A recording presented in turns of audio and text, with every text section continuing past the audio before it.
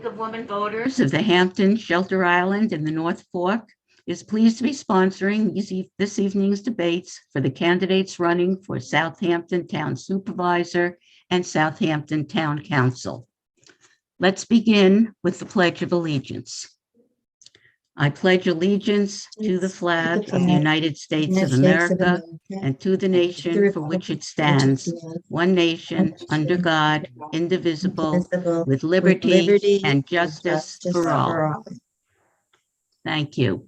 We will have two debates this evening. The first will be for the candidates for Southampton Town Supervisor, which will be followed by the debate for the candidates for Southampton Town Council. I'm Estelle Gelman from the League of Women Voters of the Hampton, Shelter Island, and the North Fork, and I'll be moderating this debate. The other member of the League whom you will see on screen is Eileen Mercer, who will be our timer. Others in the League involved in bringing you this debate are Arlene Hinkemeyer, who is our publicity chairperson and served as liaison with CTV, and our Voter Services Committee, co-chaired by Neil Cohen and Ann Marshall. Our thanks go to all of those who contributed questions for the debate, and a very special thanks to the staff of CTV and Charles Certain in particular, whose technical support has made it possible to view this debate on YouTube. We also thank the candidates, and we thank you for watching. Just a quick word about who we are.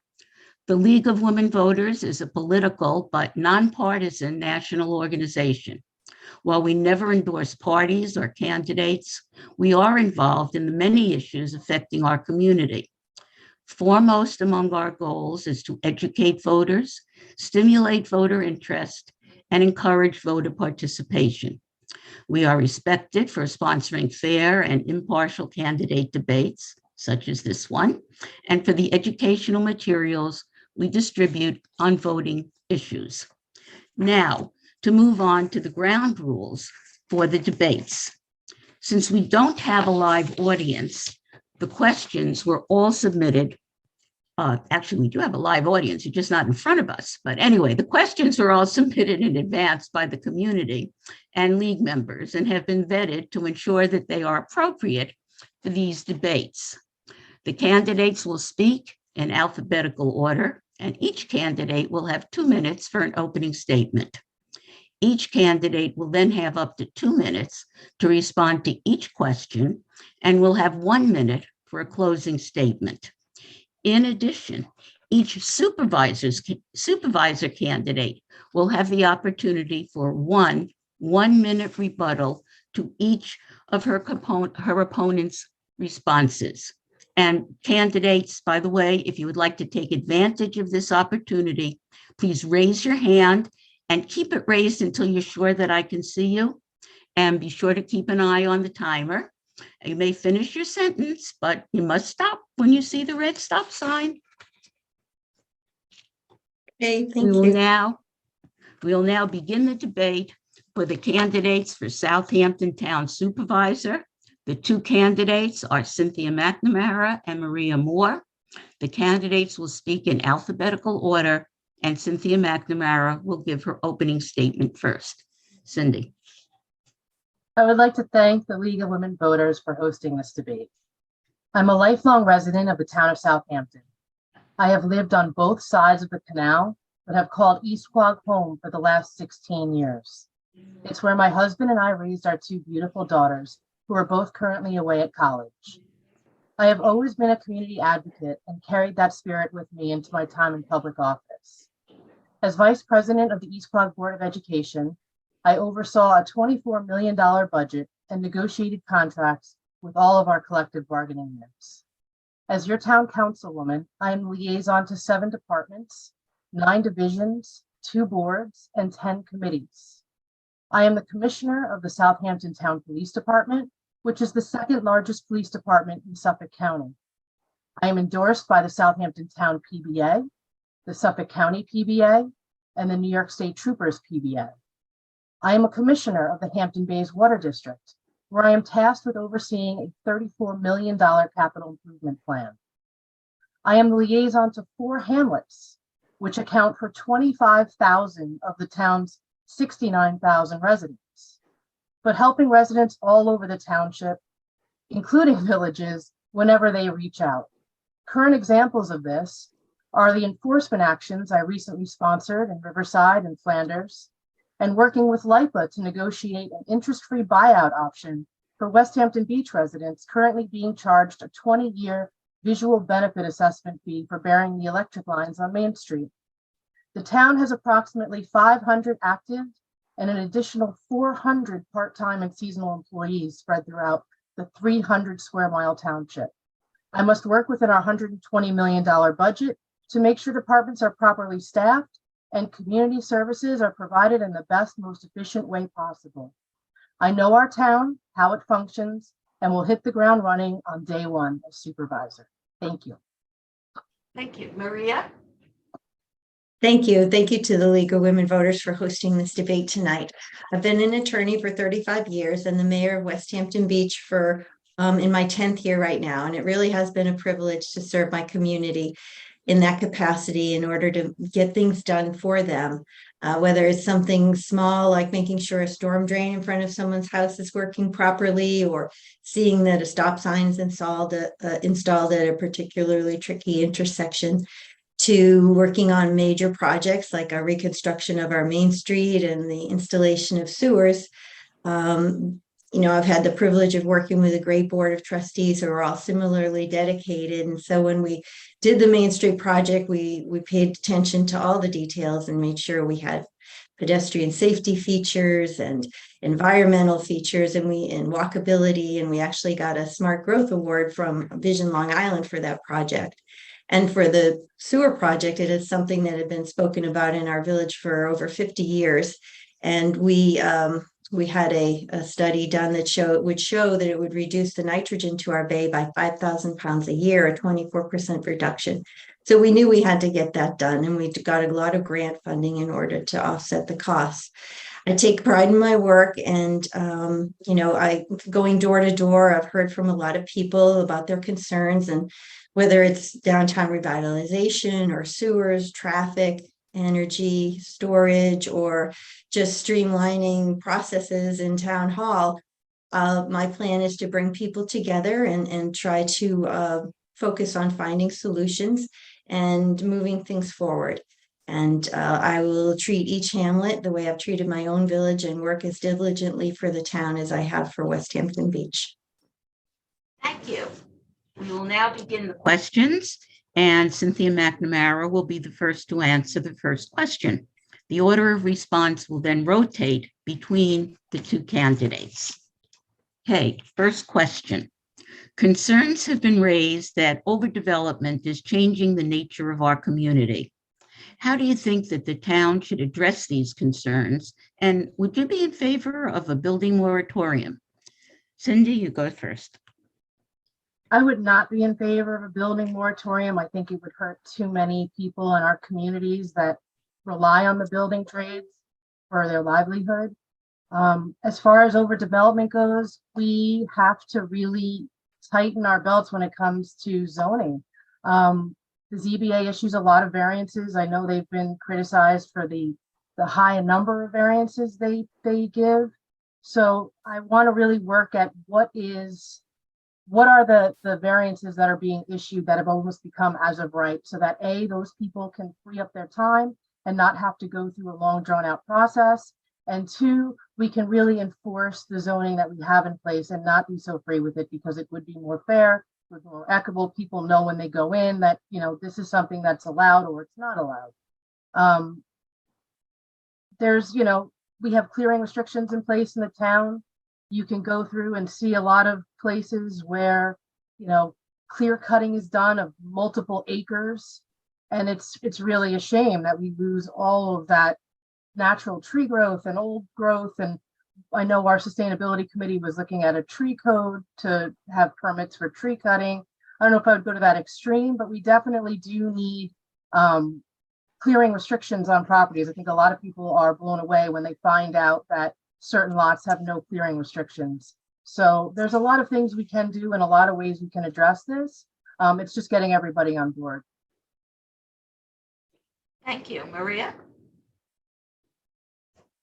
Think that, we would need to look at what we're doing in a comprehensive way. I know that the Community Preservation Fund has been preserving a lot of properties in certain locations and perhaps not in others. So we would want to look at, how just take a look at where that's all occurred and where the more housing can go, but not just to be reactive. I agree with what Cindy just said, that we don't want to change the zoning just because somebody purchases a piece of property and asks to have that done. We should have more of a comprehensive plan and make people stick to the rules, and zoning's there for a reason and it should be enforced.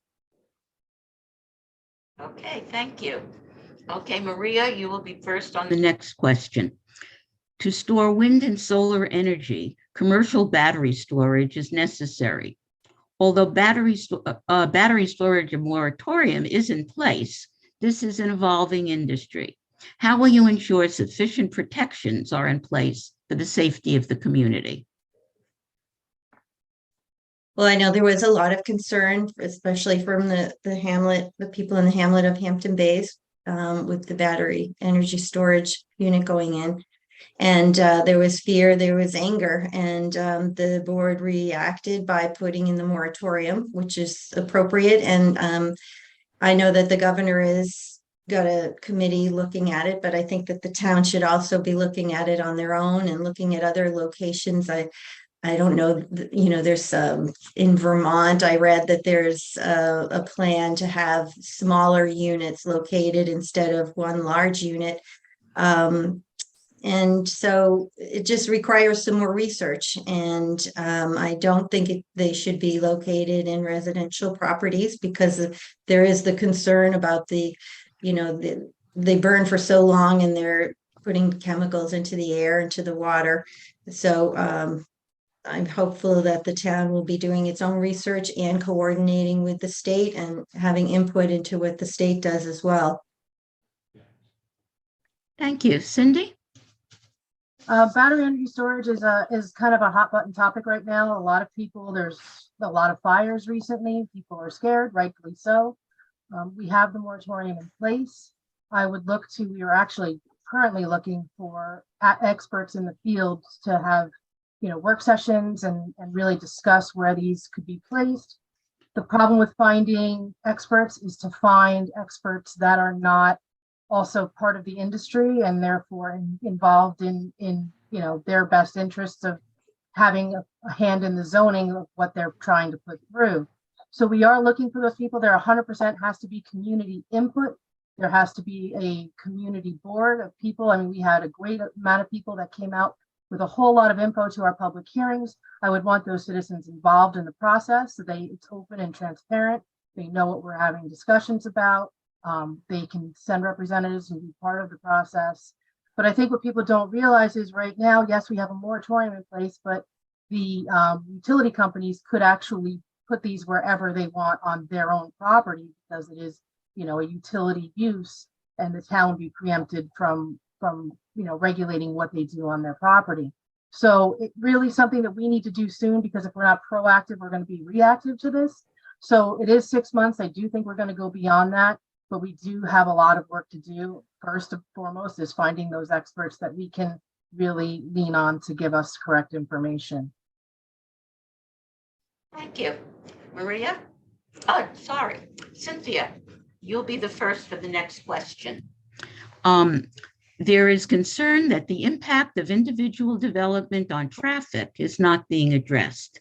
How would you tackle this issue, and what do you think the town can do to decrease traffic density and increase traffic safety? So decreasing traffic density would be, the best and, quickest thing we could do would be trains. So we need these sidings up and running. There currently are some that need to be revamped. Having more commuter connections would be amazing, because I know there's teachers and there's hospital workers that really want to use that train. The schedule just doesn't work for kids in school and pickup times and such. So there really needs to be more flexibility. You can't have somebody coming out here and then they're stuck out here until 5 o'clock. If, God forbid something happens, they need to get home to a child. Or so there was a talk of these little scoot trains that could go back and forth. So that's something we could definitely look at. Another is possibly finding more LI-40 sites out east that are affordable, where landscapers and construction workers can have their equipment. I know the town was trying to look into this so that they could put workers on the train and come out to their trucks and not have to drive all of those trucks east every morning and west in the afternoon. But that's one solution. We're going to have to really work with the state and the county on County Road 39, and where we need traffic to move on these main roads. We need to make the back roads less desirable for people to cut through and speed through. And so it's a multi-pronged issue. I know Charlie McArdle, our highway superintendent, has some great ideas. I look forward to working with him and getting some of those through. We're going to need some help and some funding from the county to do some of this work. So I hope they're on board. I know they are going to do a new traffic study. There will be a press sessions on Friday afternoon at 12, Thursday at 12 on traffic. So, hopefully we have a lot more stakeholders at the table willing to tackle this important issue. Thank you. Maria? Yes, and of course, as you said, it is impacting the quality of life for everybody out this on the East End, and it does need to be addressed. And there are, I'm sure, a lot of ideas that we should vet. Maybe there's some that have already been proposed in prior plans that we could look at. Some of the things that I've thought of are, some more speed enforcement, getting the digital cameras to reduce the speed.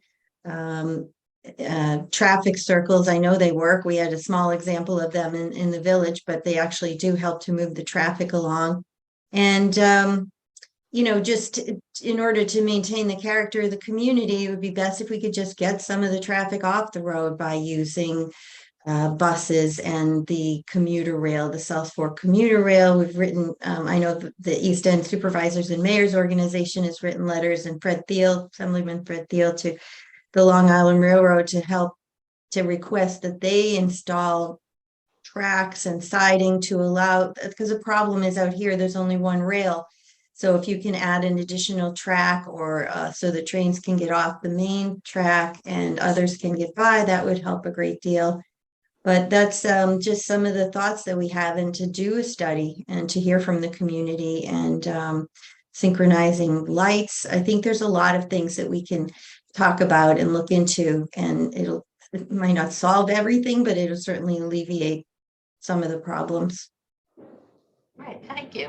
Thanks. Okay, Maria, you will also be the first to answer the next question. Southampton opted into allowing marijuana dispensaries to operate in the town. Are you happy with the way things have proceeded, or is there something that you would like to see changed? And how would you work with the villages and hamlets when determining the placement of dispensaries? Well, in our village, we opted out. We did not want to see it. We had a little bit of a divided board at first when it came up, but then we had public hearings and took statements from the people in the community, and we decided to look at it as, is this a positive step? Is this going to bring something positive to the village? And we decided unanimously that it wasn't. And I think most of the villages did the same. I know the town is allowing the dispensaries, and so then the decision is where do they go? But they can be restricted in time, place, and manner. And we chose not to do it, and we also then decided to put in a code to restrict smoking, not just marijuana, but it has to be all cigarettes and vaping and any kind of smoking, because you can't just pick one out.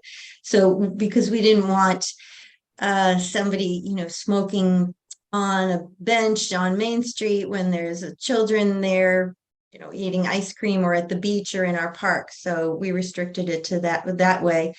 And in my opinion, it shouldn't be villainized to be relegated to places that are, I don't know what you call it, like triple X kind of zones.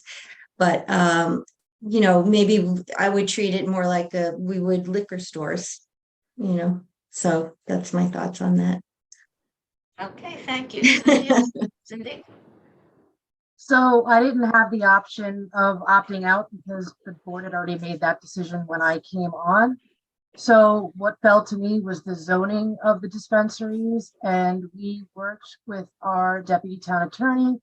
And we waited. I know some towns put the zoning out and then the state preempted them on a lot of things and they had to go back to the drawing board. So we waited until the state regs were out. We put our zoning, and I think, the best places we had available to us. I asked that they not be placed in village business because every other village in the township had opted out, and I didn't feel it was fair to our hamlets to have it on their main streets when they had no say in it. I asked that it not be placed in light industrial because our contractors are already very, very short on space. So if we made those areas, ready for dispensaries, they would be fighting with a much bigger influx of a lot of money that they couldn't help to compete with. So I asked that it not be in light industrial. So we are down to highway business and shopping center business, places where you would expect retail establishments to be. As far as working with the hamlets to figure out where they should be placed, it's going to be very difficult. We're already seeing applications. We're seeing 2 and 3 applicants for the same location because they are so limited. Basis on what's available in the zoning and whether or not they're for rent or they're available or there's loans on the properties. There's a whole host of issues. So they're coming. There's applications in just about every hamlet. If I had my way, I would have left this to the Shinnecock Reservation and let them have the revenue from it. And it's already there. They're selling it, and let them have the income revenue from it. I didn't think it was something we needed to take on by a town, but it's here, and we're going to regulate the best we can. I know we're going to work with our addiction recovery committee to put training in place for our youth. Thank you. Okay, Cynthia, you'll be next on the next question also. What is your position on the Liberty Gardens affordable housing project on County Road 39 and its environmental impact statement? So we went through the whole DEIS process. We are waiting on the FEIS, which is the town's document. We did receive a copy of what we were given by the applicant, and it did not meet my standards for being complete. It did not address wastewater. It did not address the traffic concerns. It did not address a whole host of issues that they're going to have to go back and look at. They have a 6,000 square foot community building when the largest we have in any development in the town is under 3,000 square feet. So we've asked them to scale that building down to half its size to fit in line with what is reasonable with other developments. So right now the project's not complete. So as I've said before, it doesn't matter if I think it's a good project or a bad project, it's not a complete project. And at the end of the day, it's the town's decision. It's not a right. They're asking for a change of zone, and that is a discretionary zone change by the town board. And at the end, if they come back with a completed application, the town board will then decide if it's something that they want to grant or not. Thank you. Maria? Similarly, I think I understand that the application is incomplete, that it doesn't include a plan for wastewater treatment. And, that's something that's so critical and can take a lot of time to figure out the location for that kind of a treatment facility. And maybe it doesn't even happen. So the application's not complete, and it can't be approved at this point. In my opinion, it shouldn't be approved conditioned upon receipt of a future document that lays out how the wastewater treatment would be taken care of. But it's also, a matter of the traffic and the impact on the community. And of course, I want to support our veterans. We all do, and facilities are necessary, but it it comes down to where are they going to be placed? And again, it's a comprehensive plan, let's look at where things should be that makes sense for the town as a whole, rather than just reacting to an application and changing the zoning to accommodate a request. Okay, thank you. And Maria, you will be the first for the next question. The lack of affordable housing is a serious problem on the East End.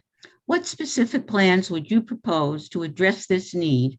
And how would you propose using the funding available from the Community Housing Fund in addressing this issue?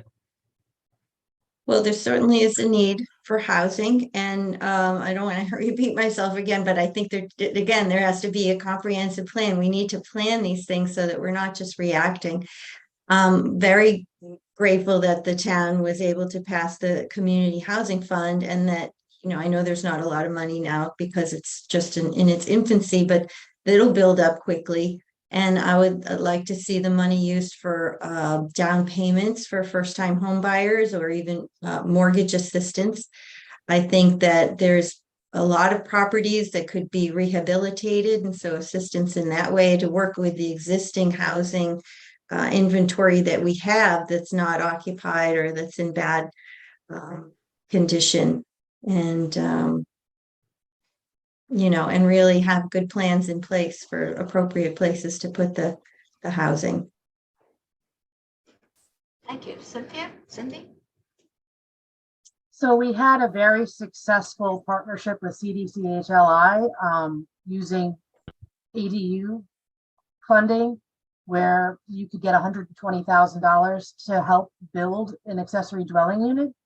And we saw a lot of people come forward and want to take advantage of that, because we have the zoning in place. We have the ability to have an ADU. You have to have it rented at an affordable rate.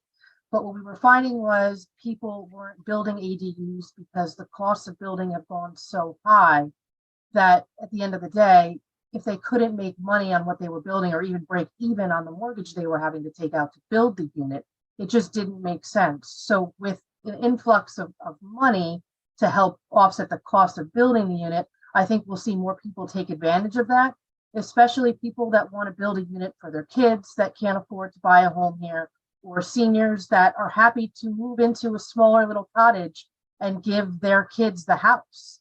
So I think we have that ability, and I think we should take advantage of that. I would like to look at using the Community Housing Fund to purchase a affordability easement on properties. So I know there's a lot of people my classmates that are living here now because their parents either sold them their house at a low rate, or they had family property. The days of that are kind of gone by. Everybody my age is now, their home is a big part of their retirement. So if we could buy an affordability easement on the property and allow them to sell it to someone at an affordable rate by offsetting that cost and keeping that home affordable, I think it would be a win-win for everybody. It would give the people that, have that house as an income property for their retirement the money that they need, while also keeping that house affordable for the younger generation. Thank you. And Yes, Cindy, Estelle, I did want to okay. just also Sure. add to that. I think those programs that the town have are great. There's one, I think, that's state funded, that's based on income, and one that the town funds that's not income regulated. And for people who they're in a situation where they would want to have an accessory dwelling unit on their home, but they could never afford to build it. And so now with the town's assistance and the state's assistance, that can happen, so that they can continue to have their own home ownership, but they can provide rental housing for some other people who need that. Okay, thank you. All right, the next question, Cindy, you'll go first. Mm-hmm. Do you support the creation of a Bridgehampton Main Street Historic District? And where would you stand on the possible expansion beyond Main Street in the future?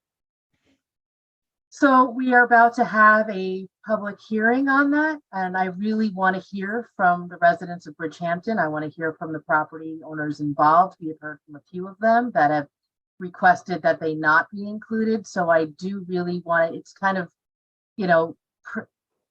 premature to ask about that. I did sponsor the public hearing on it because I do want to hear from the community. So we have to take into consideration the community's concerns. I understand wanting to keep the historic aspect of Main Street. I think, too many times, Main Streets kind of get modernized and people lose that feel of their historic neighborhood and the feel of their downtowns, and it kind of all gets whitewashed. So I'd like to keep of course, I'd love to keep, the Candy Kitchen. There's all these iconic buildings in Main Street, Bridgehampton. But I would really like to hear from the residents and the property owners before making that decision. Thank you. Maria? I feel the same way, that it's important to hear from the community. I know it's important to maintain the community character and to respect the history and the historic features of the buildings, but it also has to be balanced against the people's rights to, do what they would like to do with their own property. So it is balancing. The downtown is maybe the appropriate place to be expanded. I don't know. It's also, if there are people that have good reason to show that they should be exempt, I'm sure the board would take that into consideration. Okay. And Maria, you'll be the first on the next item. Would you support proposals for additional wind farm initiatives? Well, the wind farms are important. We certainly have to get more diverse sources of energy like the solar and the wind farms. It's my understanding that they're safe, but I know that there's a lot of concerns lately about the mammals and what's it doing to the fishermen and their abilities to make a living. So for me, the jury's still out on that. I'm sorry, but I don't have enough information to actually draw a conclusion as to the safety. I think it's still being looked at and discussed, but it certainly seems to be a great source of energy for our community. Okay, thank you. Cindy? Right now, no. I think we're just seeing, the state the governor just vetoed a bill and they were denied a rate increase. We have one of the highest electric rates in the country. And, to go with wind and to go with green energy is great, but we also need an affordability aspect for our residents. And, to go to wind and have it go astronomically high because of the cost of construction and steel and, everything involved with it, I would want to see that it wasn't going to cost our ratepayers more in the end. So, yes, we need to go with green energy, and yes, we need to take that change, but we need to do it in a responsible way, and we need to be, first is not always best. So we really need to, slow roll this, I believe. I know, you get backlash on that because, there's a climate change crisis and everybody wants to go 100 miles an hour, but we really need to know that it's not going to hurt people financially. It's not going to hurt our fisheries. And there are other aspects that need to be looked at before we just go all out on this. Okay, thank you. And Cindy, you'll be the first on the next question. Stony Brook Southampton campus has been sitting idle when it could be a potential asset for the East End. What would you like to see done with the campus, and what steps would you take to get Stony Brook to do that? So I know Fred Thiel has been working with them, and I know he's been as of late in the news upset with what's going on at the campus. It really is kind of disgraceful when you see that we have a housing crisis and you drive through that campus and you see all of the potential for housing that's just sitting with big red X's on it because it's been condemned. There is a gentleman who is trying to form a school for the trades and has this great vision for opening the campus housing, rehabbing it, using the trades, and then putting our youth in there and giving them, opportunities to apprentice with different tradesmen and use the train to get out east to jobs, because the train station could be opened up again there. And it's really this great plan that I think would bring life back to that campus, and it would really help our contractors with the issue of providing labor, it would help get people off of the roads. So I think it has a lot of merit. And I've been at their meetings. I went to their trade convention. We've had several, I know Congressman Laloto was present at one of them, and a few other people. And I really think this is something that we can work together and do, because I don't even think the hospital, even if they do end up going there, would need the entire campus site.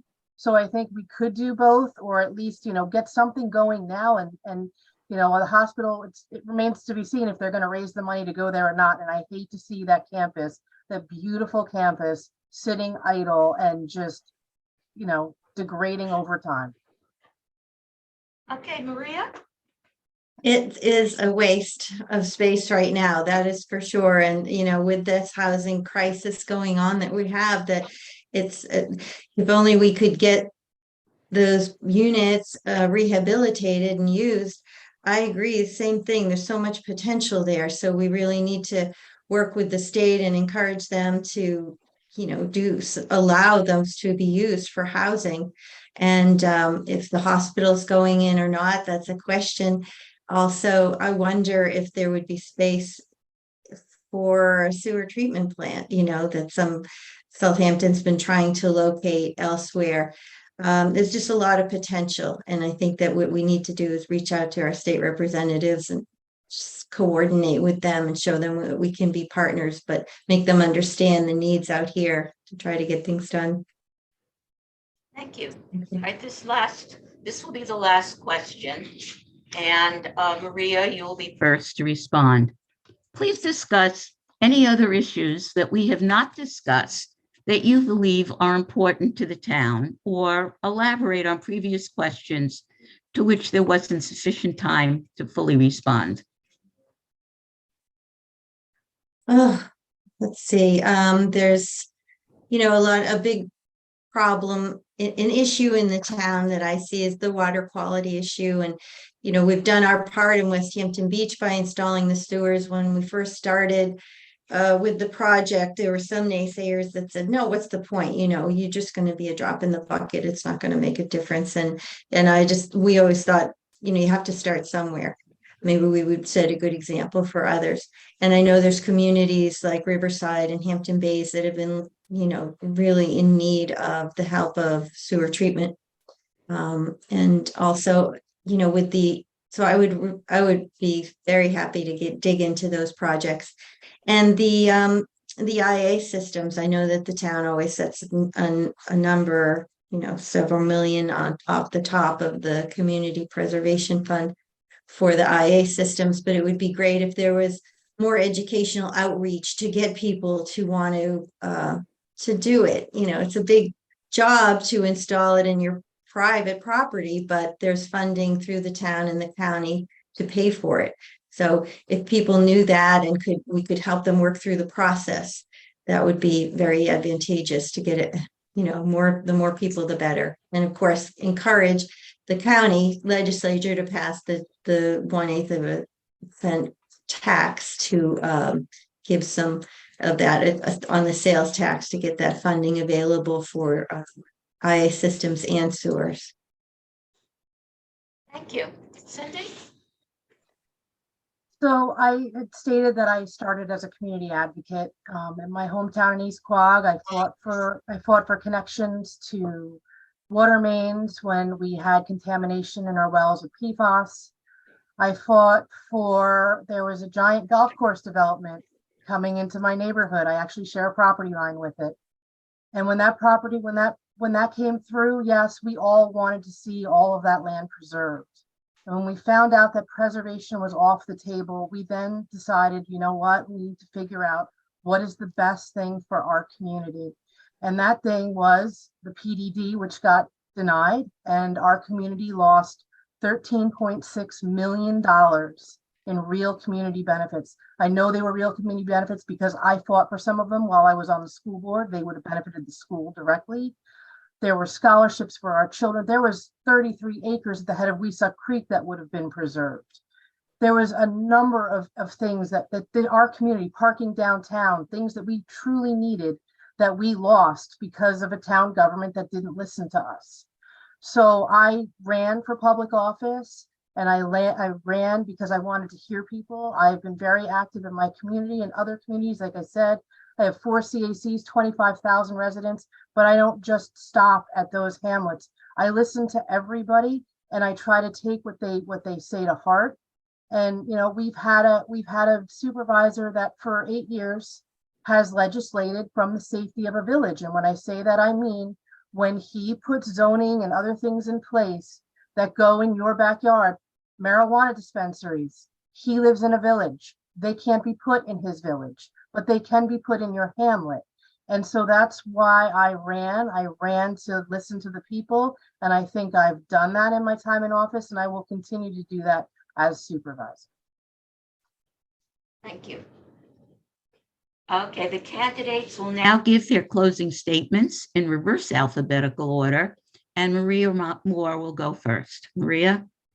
Thank you. Thank you for the opportunity to speak with everyone tonight. I love where I live, and I know all of you do too.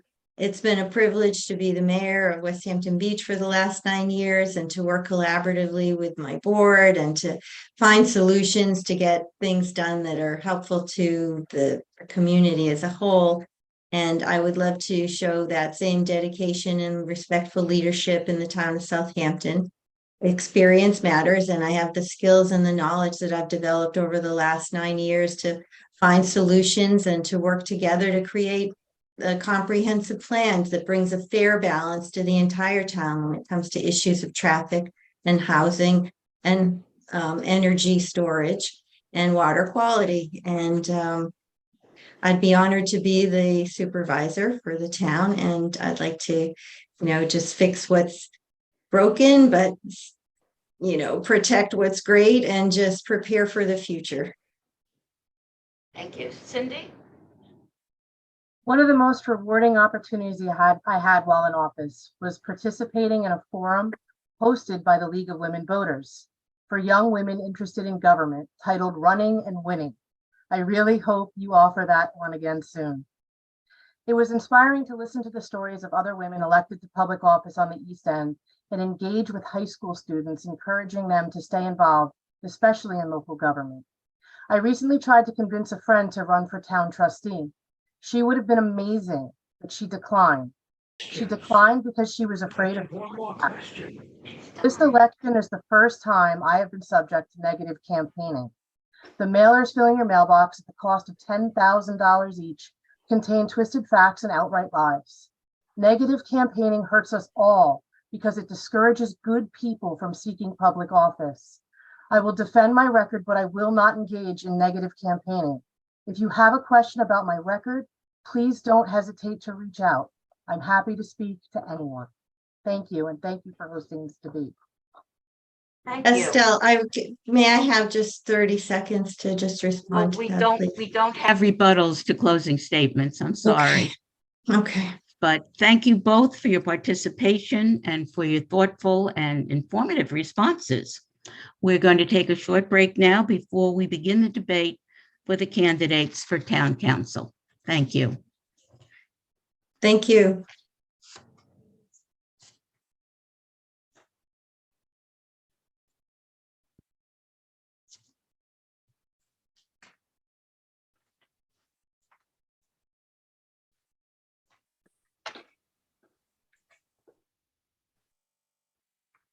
Okay. We will now begin where's William Parrish? I don't want to begin until he comes on. He's there. There he is. Okay. We will now begin the debate for the candidates for Southampton Town Council. The candidates for this position are Michael Iacilli, Richard Martell, Bill Pell, and William Parrish. The candidates will speak in alphabetical order, and each candidate will have 2 minutes for an opening statement. Each candidate will then have up to 2 minutes to respond to each question and will have 1 minute for a closing statement. In addition, each candidate will have 3 opportunities to speak out of turn for 1 minute to rebut a response from the other candidates. If you would like to take advantage of this response opportunity, please raise your hand and make sure, keep it up, make sure that I see it before you put it down. And be sure to keep an eye on our timer. What happened here? Okay. The candidates will now give their opening statements, and Michael Iacilli will give his opening statement first. Michael. Thank you, Estelle. Thank you, CTV and League of Women Voters for putting this together. I am Michael Iacilli, and I'm running for Southampton Town Council. I live in Noyak with my wife, Christina, who is a nurse working with the special needs population. And we live here with our dog, Gracie, a cute little golden doodle who gets way too much attention. I am running because it's time for a new vision in Southampton. For far too long, hamlets like Hampton Bays, North Sea, Flanders, East Quogue, the Shinnecock Nation, and other parts of our town feel left behind. Too many working class folks that I speak with feel that they're losing control of their communities and they're losing control of their futures. People want leadership that isn't part of the career politician machine. And at the same time, people want someone who comes with experience. I'm someone who is ready to do both. I come ready facing the challenges that we are facing here as a region in Southampton, but I'm also ready to challenge the status quo. I've worked as Legislator Fleming's community liaison, connecting residents to social services like the county's Department of Health Services, drug addiction services, social services, and even connecting folks to the town when necessary. At the same time, I've helped in the policymaking process. I've helped draft critically important legislation, protecting the environment and working toward greater affordability for ordinary folks. And before my work with the county legislature, I worked in the Brookhaven Town Call Center and Clerk's Office under the administration of Ed Romaine, helping connect constituents to various services to fill potholes and tree trimming, as well as digitizing documents so FOIL procedures is more accessible and I've gained that understanding in the town of Brookhaven and also the county legislature. We need a council member who's experienced, knowledgeable, passionate, and committed to public service. And if I'm elected, I'm prepared to work with Democrats and Republicans to ensure Southampton is more proactive for everyone. Thank you. Rick? Estelle and Eileen, I want to thank you and the League of Women Voters for having us on tonight. It's always great when we can all get together and go through all our different views. I mean, you know, you have a lot of good people here, a lot of good candidates this year. So it's really been a great ride so far. I've been impressed by everybody. I just want to say that I'm a 50-year resident of Hampton Bays. You know, I married my high school sweetheart. She's a full-time Hampton Bays resident for her whole life. I have two boys, one who's moved away because of the cost of living here, the other who's struggling to operate our family business, a small business here in Hampton Bays. I've done a lot of community service over the years. I've been a member of my Kiwanis Club in the Southampton town for 43 years. I've worked mostly on food instability and insecurity and also on scholarships. We work with the local food pantries. I've started a not-for-profit for kids for the Hampton Bays Little League and the Hampton Bays Youth Basketball League. I'm trying to get reelected because I think I lost a lot of time to the pandemic. You know, we did our best to keep everybody safe and the budget in check for the pandemic. And, you know, I really want to work with the Community Housing Fund, my Youth Bureau liaison duties, my Parks and Rec. And I think there's lots that I can do moving ahead in the next 4 years. And I've been working with, a split board for years, and I'd like to continue to do so. So thank you. Thank you. William Parrish? Thank you, Ms. Gelman. Thank you, Ms. Mercer, for hosting this debate. I'm a lifelong resident of Southampton. I was born and raised in Southampton. I graduated Southampton High School in 1982. I went on to college where I majored in political science and criminal justice, came back to Southampton, became a police officer for the village of Southampton. Subsequently went to law school and graduated in 1991. I was a partner in a small firm in Manhattan, where I worked for 26 years before moving out here in 2020 with my wife Beatrix and my two soon-to-be 6-year-old twin boys, James and Sebastian. They're the reason why I'm running for town council. I want them to have the same opportunities to grow up in Southampton, the beautiful shores, the beautiful skies, beaches, fishing, playing sports. The only problem is Southampton's not the same as when I grew up. It's not the same from 50 years ago. It's not the same from 20 years ago. Our lakes and ponds are the home to blue-green algae. This comes from undoubtedly septic systems. We need to update our septic systems. We need to clean our bays more. The old antiquated septic systems must be removed. There must be legislation to have all waterfront houses update the septic systems. The town is home to unbearable traffic jams. Construction is out of control with larger houses, making our woods and farm fields disappear. The trade parade routes now include Noyak Road, where Hampton Jitney buses, concrete mixers, 18-wheelers use it every day. They go barreling through the roads at high speeds. This has to stop. Drivers use their smartphones to find shortcuts to avoid using the main roads. It makes the residents. Time is up. All right, Bill Pell. I'd like to thank the League of Women Voters for this opportunity and taking the time, and all the people who are watching this. My name's Bill Pell. I've been a trustee for the last 14 years in the town of Southampton. I love being a trustee. I learned a lot. I met a lot of people over the years. And one of the reasons I'm running is for being involved as a trustee. I see how the town board's been working. I see it's going in the last few years, going in the wrong direction. It forgot how to listen to the people in the different hamlets. It goes way too far until the people have to come out and stop complaining like they did in Hampton Bays.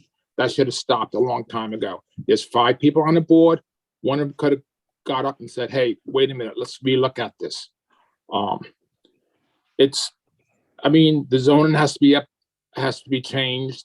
The code has to be looked at. Yes, we get more police officers. We have tremendous amount of traffic. All I want is a nice place for our kids and us to live. Once I become a town board member, the whole town is my backyard. I would look at it, would I want it in my backyard? Why would I want it in your backyard? And one more thing I want to say is about the negative campaign, what Cindy spoke about. Marie had nothing to do with that. That was done by an independent outfit, which she knew nothing of. Thank you. Thank you.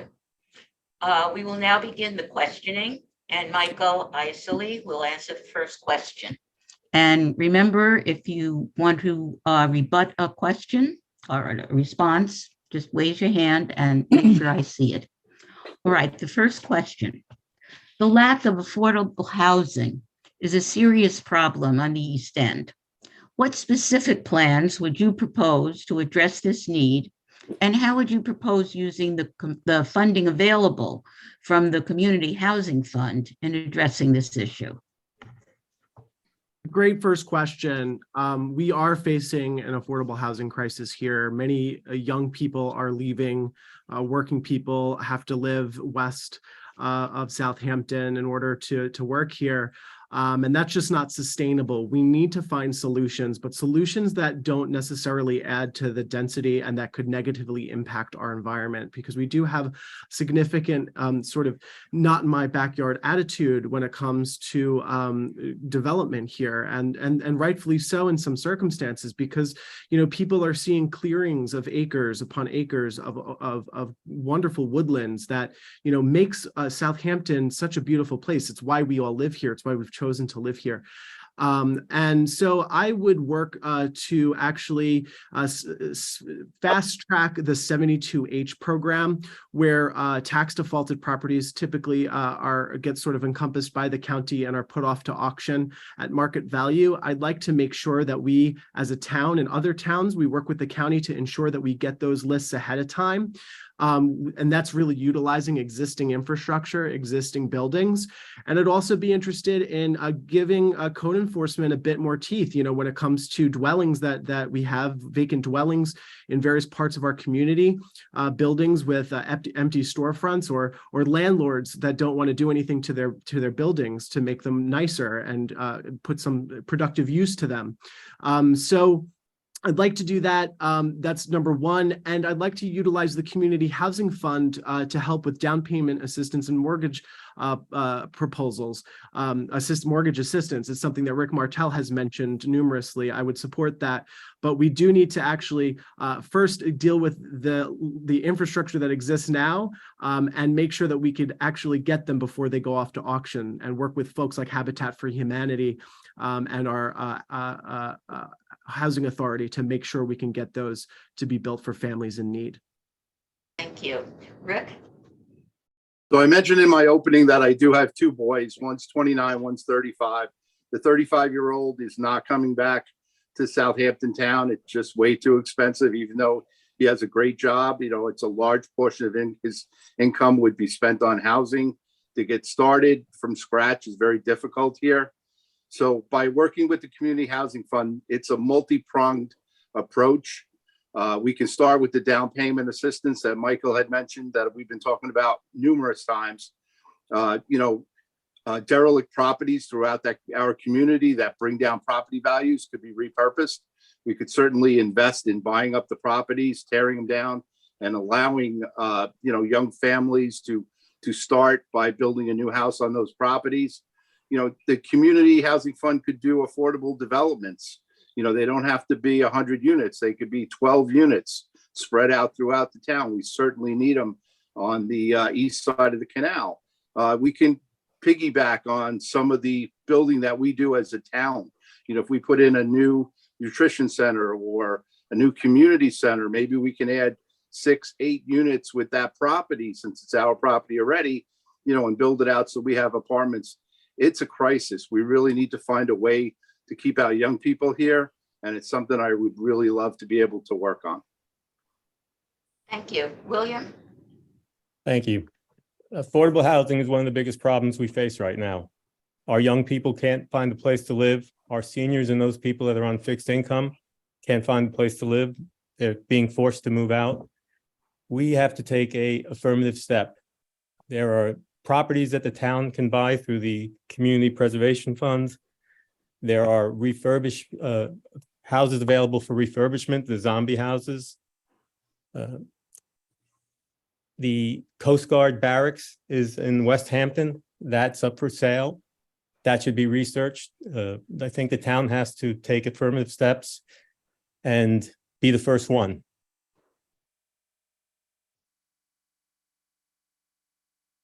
Thank you. Bill? We all had the previous speakers all had very good ideas. We have to take everyone's ideas and put it together and come out with a solution. I have two daughters, and they struggle. Both of them struggle to have a house here to stay in the town. We have to look at every idea and make it work so that people can stay here. That includes the older people and the younger people and the middle-aged people. Thank you. Thank you. All right, the next question, Rick will go. William, you wanted to say something? Yeah, I just wanted to comment. The Southampton College campus, if it's not going to be used for a hospital, it's a great place to have affordable housing, workforce housing, first responders housing. And the old hospital, if a new one's built, the old hospital would be a great place to also convert into affordable housing. Thank you. Okay, the next question, Rick will go first. What do you think should be the priorities of the Community Preservation Fund? And how would you facilitate the implementation of those priorities? Community Housing Fund or Community Preservation Fund?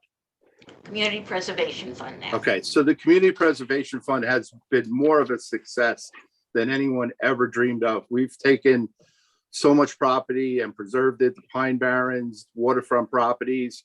The Preservation Fund has almost $200 million available to preserve even more. The fact that we use 20% of it for water quality, I think it's time to increase that. I think we need to also be able to invest in our infrastructures after we preserve them. We need to be able to invest in our park system. We need to be able to build and preserve more landmarks in our town. And I'd be supporting, 10% for landmarks to make sure that we do keep that community character that we have throughout the town. Often these rundown historic buildings just get bought up by somebody and it's way too late to preserve them. I think that would be a place that I would expand upon. But again, we do a great job of preserving anything that touches water, anything that is in the Pine Barrens, anything that could help us, down the road preserving, our quality of life. I think we do a wonderful job. CPF does a tremendous job. Thank you. Bill? There's always a way we can preserve it more. I see the town buys property and it just sits and sits. Like they bought Lobster Inn, and that was like a waste. It's a good marina, and it's just sitting idle for years. They have a restaurant. They want partners in a restaurant. It felt more like a development. We have to preserve, like Rick was saying, the way what the town looks like. Excuse me? No, I wasn't Okay. referring to you. All right, sorry. Because we have a beautiful town here, and we want to keep it that way. Thank you. Thank you. William? Yes, the Community Preservation Fund is the first place we should look. It does good things. It has a lot of property. The property's sitting idle. It could be What's used for that? many things. There is a investment in building that's being done. It's something that needs to be reorganized and to put the priorities first as to what the money should be used for. Hey, Michael? Thank you, Estelle. First, I'll start off by commending the town board for their collective efforts for ensuring that there is adequate funding within the CPF, and it is important. One of the biggest priorities is preservation. You heard from some of the other candidates talking about preserving our community aesthetic, what makes Southampton rural, and ensuring our coastal character. But one of the main things that I think we need to make sure that we do is apply funds toward water quality protection programs. So I'd like to see some of the funding in CPF move toward expanding some of our efforts with Cornell Cooperative Extension, the Havens Beach with regard to eelgrass restoration, which we are seeing a reversal of scallop die-off. Let's move to nitrogen reduction efforts in our bays and our waterways. The Shinnecock Nation is doing great work with respect to kelp cultivation. We're seeing aquaculture that has been sort of dying out come back, which is really great for our fisheries, and it's great for our local economy. So we can see a real multiplier effect if we can apply the CPF funds in a way that is productive for our coastal and marine-based growth here in Southampton. I'd also like to say that in addition to that, we have $4.2 billion in the New York State Environmental Bond Act that could match some of the CPF funding to help us move in the direction of ensuring water quality protection and the preservation of our environment. So I'd like to see us take a comprehensive approach, looking at what we have available within state funds, and also being smart about how we look forward into the future as Southampton Town. Okay, the next question, William will go first. Southampton opted into allowing marijuana dispensaries to operate in the town. Are you happy with the way things have proceeded? Or is there something you would like to see changed? And how would you work with the villages and hamlets on the placement of dispensaries? Well, I think the town opted out. That was a great thing to do. I think it was the right choice. The villages should follow the town's steps. I think the Shinnecock Indian Reservation should be the sole place that the marijuana dispensaries are located. I think there's not enough procedures in place. There's not enough organization for enforcement of the procedures. I think it's going to be, the first time out is going to be hard to manage. Okay, Bill? I agree with Bill. Parish 100% on that. I think it should stay with the Shinnecock Nation. Let them do it. Let them make the money. The town's not equipped to handle this so quickly, and our police force have to be enlarged to take care of some of the trouble it could cause. Thank you. Thank you. Michael? Thank you. Thank you so much. Yeah, I thought we opted in, but yeah, so in terms of the dispensaries, let's just first say that the dispensary rollout, the laws that the state had come out with, it's been an utter failure. Their ability to sort of work with the local towns and municipalities on this has not been very good. I would have liked to see a better coordinated effort on that.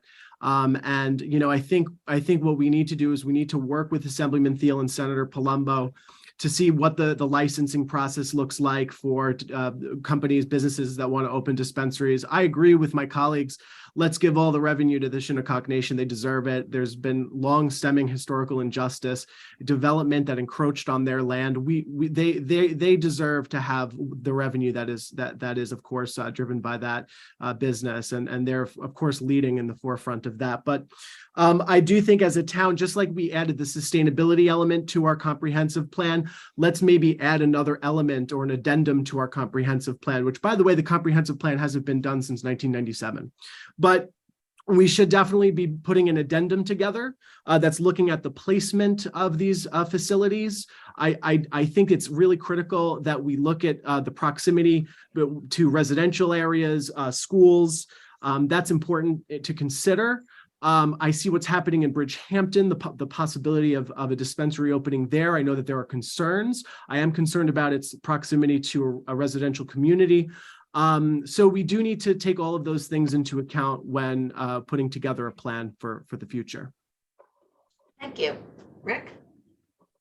So to be clear, the town board never opted in. You had to opt out. The town board never opted out.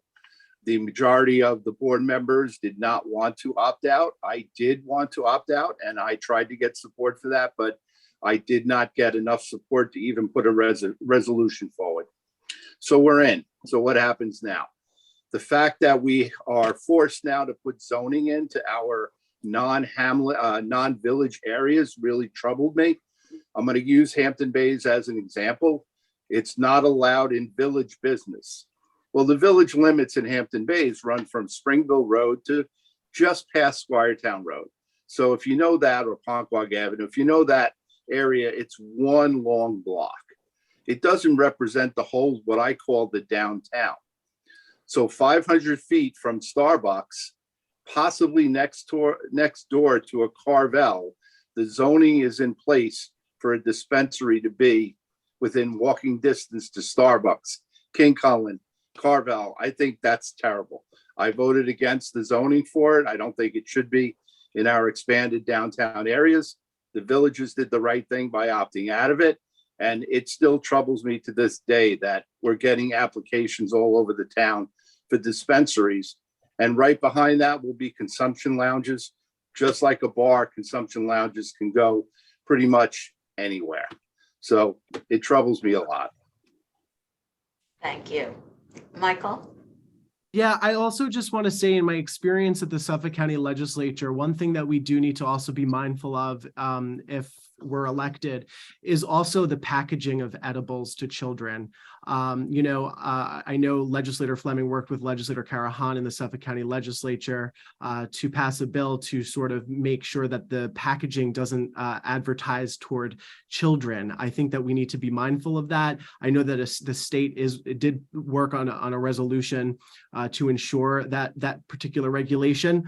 But as a town, we do need to be mindful when we have small businesses popping up and selling those types of materials to children. Thank you. Thank you. Okay, the next question, Bill will go first. And the question is, do you think that code enforcement in the town is adequate and effective? And do you have any suggestions as to how this department can be improved? Yes, first, code enforcement, we need more code enforcement officers, bilinguals. They were supposed to hire a few more for next year. Was supposed to be in the budget, I heard. They have to be backed up by the police officers. They have to work 7 days a week. They have to work in the evenings because a lot of the people who are at these houses work during the daytime and they're not home. For overcrowdedness, they have to go after the landlords, but not having rental permits, and where the houses are all broken up into small apartments. It just has to be really looked at. I was speaking to one of the code enforcement's officer the other day. He wished me luck, and he said, please walk around our office, see what we need. We need help. I hear that from a lot of people, a lot of the offices in town hall and outside of town hall, they lack support from the town board and Thank funding. you. Michael? Yeah, so no, code enforcement isn't adequate. I think we should be looking to Brookhaven Town and see how they do things. A lot of it comes down to also our zoning codes. We have to sort of update them to meet the requirements that we'd like to have enforced by code enforcement officers. So it's not just about having more code enforcement officers, but it's also ensuring that there is sort of some legal binding authority that is connected to that in order for there to be some enforcement and better enforcement mechanisms in place. You look at the fact that you have the Hampton Bays Diner, which is, I know there's a landlord, but it's remained vacant for a while now. And that's just is inviting vagrants. You hear people in Hampton Bays and other parts of the community saying, there's panhandlers, there's a reason why. And it's particular because, you have these vacant dwellings that exist. And I know that Southampton Town Board has taken some steps to try to enhance code enforcement, but, we need more teeth on our zoning and also on our code enforcement abilities. We should be trying to figure out ways we could maybe issue citations when there's no progress made after a certain point in time. We have to make sure that mechanism is in place and has, again, a little bit more authority so that code enforcement officers can do their job. And by the way, that's a quality of life issue as well. If we can ensure this, we also ensure the safety and quality of life of our community.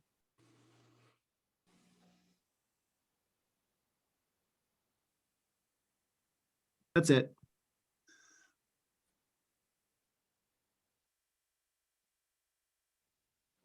Did we freeze? Rick? All right.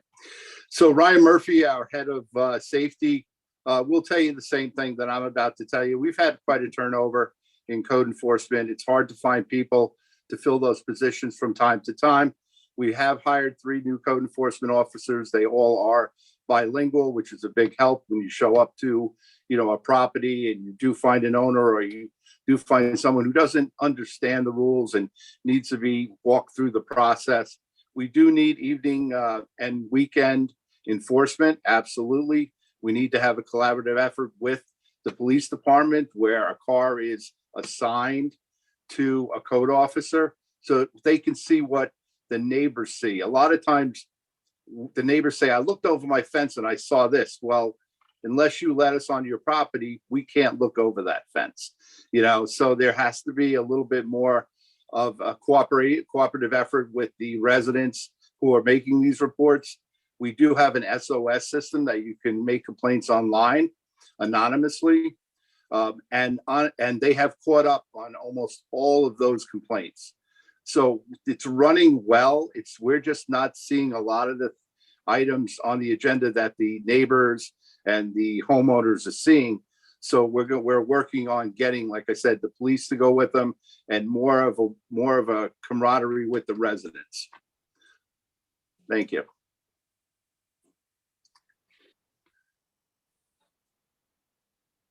I think we lost Estelle. Think so.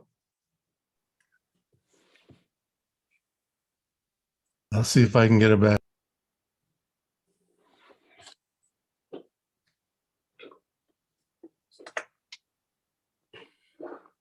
Shall we go around and just name our favorite band?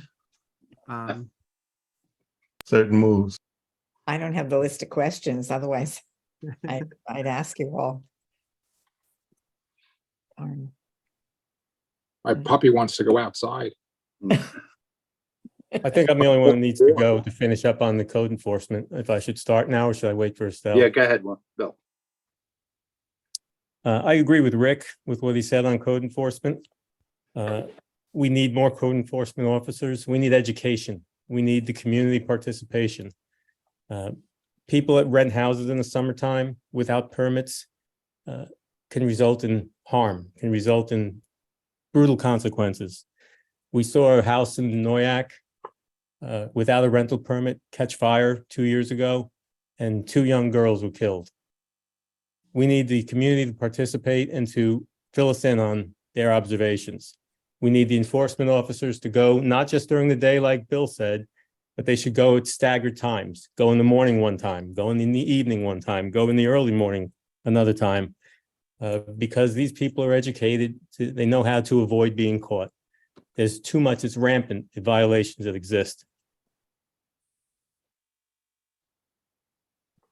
Why don't we do closing statements?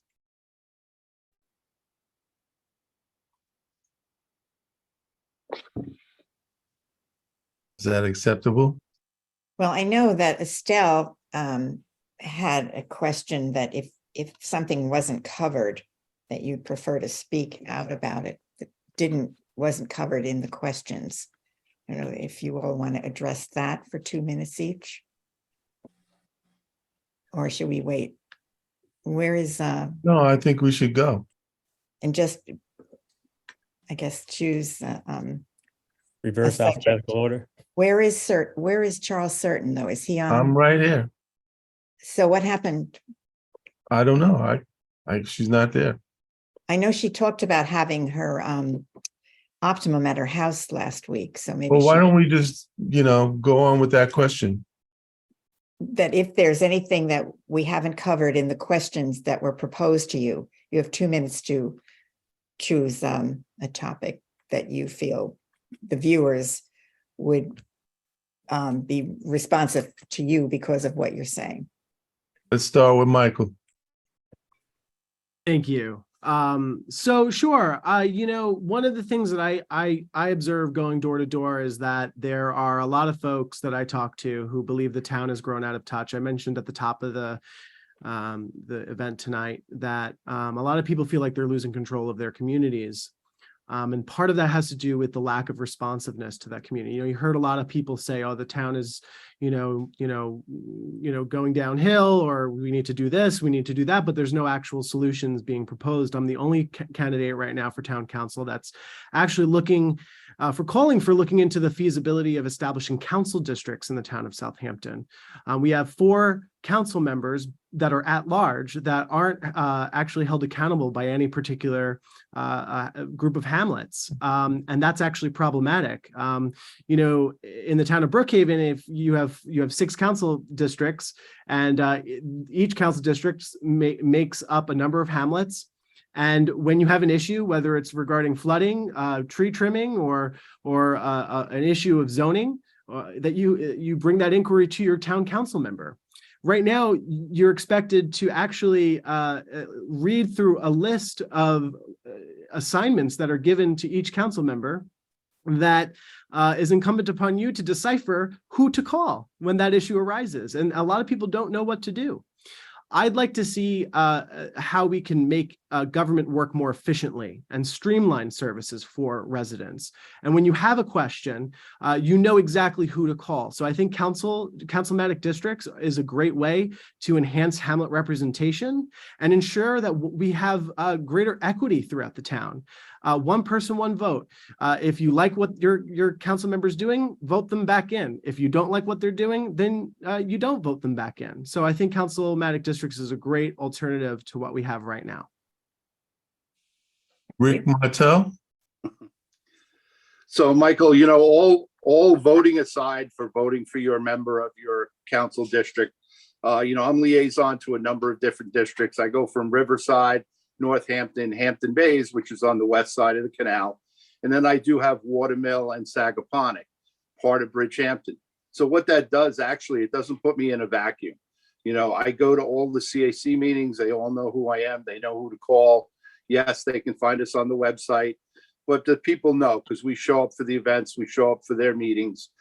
And in all honesty, you're not in a vacuum. If I only understood Hampton Bays and Flanders and Riverside, Northampton, it's nothing compared to Watermill. It's far drastic from Sagaponic. So I get to understand how the whole town views different issues, not just in my district. I like the way we're doing it now. The voting aside, I think you'll find out too, if you get on, is that you really get to meet so many more people by having, your different liaison duties, whether it even be the parks. There's a park in every single part of the town. You get to move around, and it's a pleasure to meet everyone in the different hamlets. I like the way it is now. Just keep it as it is. May I respond? Yes, you have Thank 1 you. minute. Thank you. With all fairness, though, Rick, the people of Hampton Bays, Flanders, and Riverside, they don't feel adequately represented, and we need to look at what the science says. SUNY New Paltz put together research that demonstrated that councilmatic districts actually ensures that the interests of every geographic part of the jurisdiction is represented, is most familiar and preferred to by voters, and it was also shown to improve representation for marginalized groups, in particular working people and middle-class people. For far too long, Southampton has paid attention to the very wealthy and well-connected for way too long. It's time that we change that. We need to make campaigning less expensive so we get big money out of politics and we have a more organized town that is responsive to the needs of people. And by the way, the question was to actually mention something that wasn't mentioned previously, but it's okay. Right. I thought we were all following through on the same question. Oh, it's great that we're talking about it. It's important that we do talk about this. And you're right. Hampton Bays and Flanders, they get very discouraged on how slow government moves, and I understand that, but doesn't mean that we're not working hard every day for them, and I think they understand that. Bill Pell. Well, that's kind of tough to beat on those two guys, but I really think that if the town board members got up and did what they're supposed to do and did the job and listened to the people, the town would be a lot better. Do their homework. Just don't listen to someone who came who's promoting something, like the battery in Hampton Bays. If they don't like something what's going on, speak up. If they don't have anyone to second on the town board, then go to the people. Bring the people in to help you. That's what they're there for. They put you there, so you're supposed to be helping them out. And again, it all goes back to listening, and the town board has to go in another direction. You just can't keep on dumping on different townships, different boards. It's not right. And also, when I became a trustee, the whole bay became my backyard, all the creeks. So what I would want in my backyard would be fine in your backyard. I would not want to put something in your backyard. I would not want it in my backyard. That's the same thing that goes with the when I become a town board member. If I look over the fence, it's going to be the same fence I look over. That's what I want to see. Something what you're proud to be, have a nice neighbor, not a battery, not a pile up bunch of old cars. We have to take pride in the town. Thank you. Mr. Parrish. Thank you, sir. Touching on what Michael and Rick and Bill talked about with the districts, the town board needs to be in touch with everybody. They need not to go to just one district. They need to go to every district. They need to spread themselves around. That's how you get to know the pulse of the community. I think there are certain members of the board right now, Rick and Cindy not included, that have lost the touch. They've lost the pulse of the community. You had Jay Schneiderman show up at the Hampton Bays meeting and say that with the lithium storage batteries, the lithium battery storages, that he would live in an area probably that had it. He didn't know that the hamlet of Hampton Bays was so far against it. They were incensed that this was voted in. The other thing I want to touch on is the police department. We have a great police department, but it hasn't grown in the same steps as the population has grown in Southampton. We need to increase the police officers' presence. We need more police officers. We need more enforcement officers. They've just hired 3 or 4 police officers, but that doesn't take the place of the police officers that have retired and have been promoted. We need more police officers for every district, for every sector. Okay, closing statements. You're allowed 1 minute to convince the voters that you'll be the best person that will have their interests when you make decisions. And William, you can go first. Thank you, everyone, for tuning in tonight. I thank the League of Women Voters for hosting the event. The town is going through a change. We're going to have new faces on the board. We're definitely going to have a new supervisor. We're going to have 1, if not maybe 3 new board members when it's all said and done. You need someone that's going to listen to the voices of the community. You need someone that's going to speak on behalf of the community. You can't just sit by and do nothing. 30 seconds. There's a lot to do, and we have to take 2 steps back before we take 3 steps forward. It starts from organization. The supervisor is going to be in charge of gathering up the troops. That person's going to need help. They're going to need talking to, convincing, whispering in their ear. I'm there to help. I'm willing to do this for my community and to make this town a better place. Thank you. Bill Pels, next. Just want to say thank you for everyone who tuned in and to listen to us tonight, and the League of Women Voters. Just like Bill was saying, we're going to have new members on the town board. We're going to have a new leader. We need a leader like Marie who will listen, who did a beautiful job in West Hampton. The trustees had worked with her, had a wonderful relationship with her. We need someone who's going to listen like myself, who cares about the town.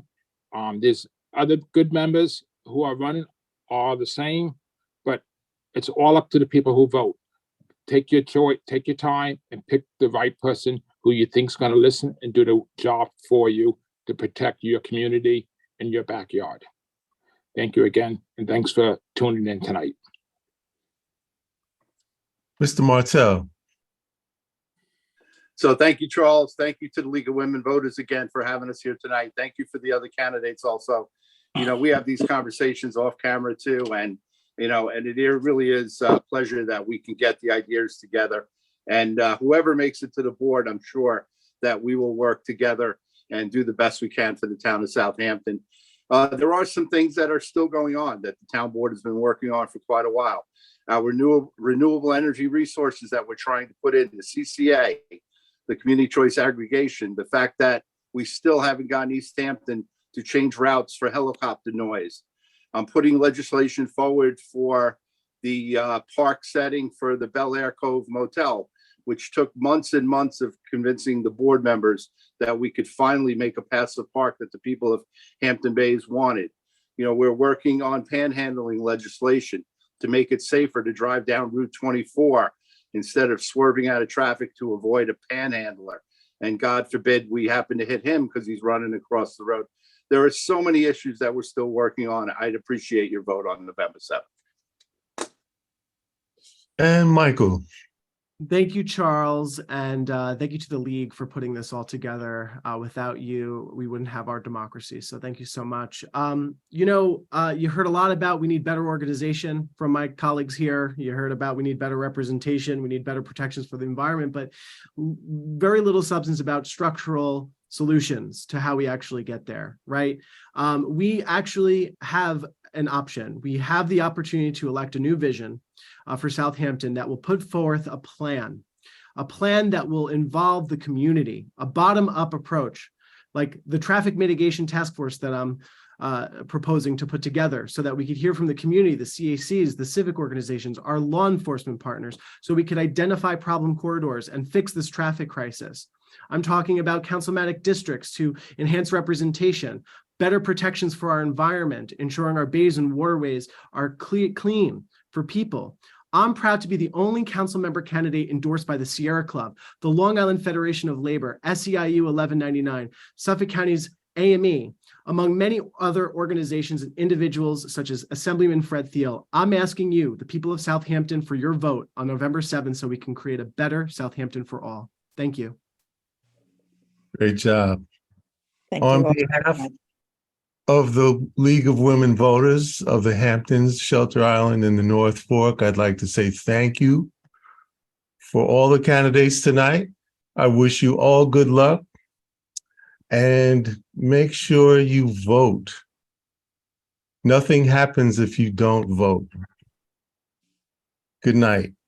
Thanks, Thanks, Charles. Charles. Thanks, Thank you. everyone. Yes, thank you, everyone.